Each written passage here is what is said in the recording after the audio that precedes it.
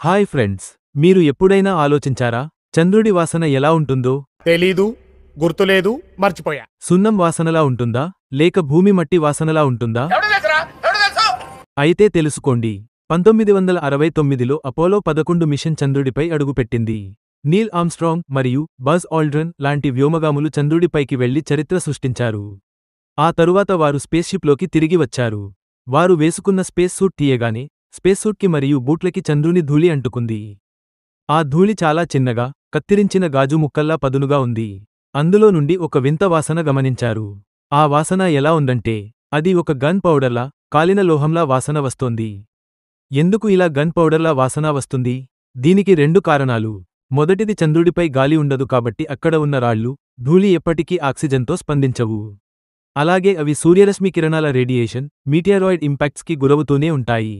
ఇంకా రెండవది, మైక్రోమీటియరాయిడ్ బాంబార్డ్మెంట్ కారణం. చంద్రుడిపై గాలిలాంటి వాతావరణం ఉండదు. కాబట్టి అంతరిక్షం నుంచి వచ్చే చిన్నరాళ్లు మైక్రోమీటియరాయిడ్స్ అంటారు. ఇవి ఎటువంటి అడ్డంకి లేకుండా నేరుగా ప్రతి సెకనుకు 1000 కిలోమీటర్ల వేగంతో చంద్రుడి మీద పడిపోతాయి. దీనివల్ల చంద్రధూళిపై ఉష్ణోగ్రత పెరిగి కొంత భాగం కరిగిపోతుంది. తరువాత తిరిగి చల్లారినప్పుడు అది కాలిన లోహంలాంటి రూపంలో మారుతుంది. చూడడానికి గాజులాంటి పొర రూపంలో మారతాయి. ఈ ప్రక్రియ కొన్ని కోట్ల సంవత్సరాలుగా, లక్షల సార్లు జరగడంతో చంద్రుడి మొత్తం ఉపరితలం రెగోలెత్ అనే ధూళితో కప్పబడి ఉంటుంది. ఇంకో షాకింగ్ విషయం ఏమిటంటే, ఈ చంద్రధూళి చాలా ప్రమాదకరం. నాసా శాస్త్రవేత్తలు చెప్పారు. ఇది ఊపిరితిత్తుల్లోకి వెళ్తే మన శరీరానికి హానికరం. అందుకే ఈ ధూళి మీద చాలా పరిశోధనలు ఇప్పటికీ జాగ్రత్తగా చేస్తున్నారు. ఇంకా నాసా స్మెల్ ఆఫ్ స్పేస్ అనే ప్రత్యేక ప్రాజెక్ట్ కూడా చేసింది.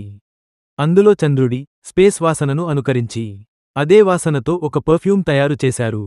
దానికి పేరు ఓ ద స్పేస్. ఇది అమెజాన్లో అవైలబులుగా ఉంది. కొనుగోలు చేసి మీరు కూడా ఆ వాసన అనుభూతి తెలుసుకోవచ్చు. ఈ వీడియో నచ్చితే లైక్, షేర్, సబ్స్క్రైబ్ చేసుకోండి.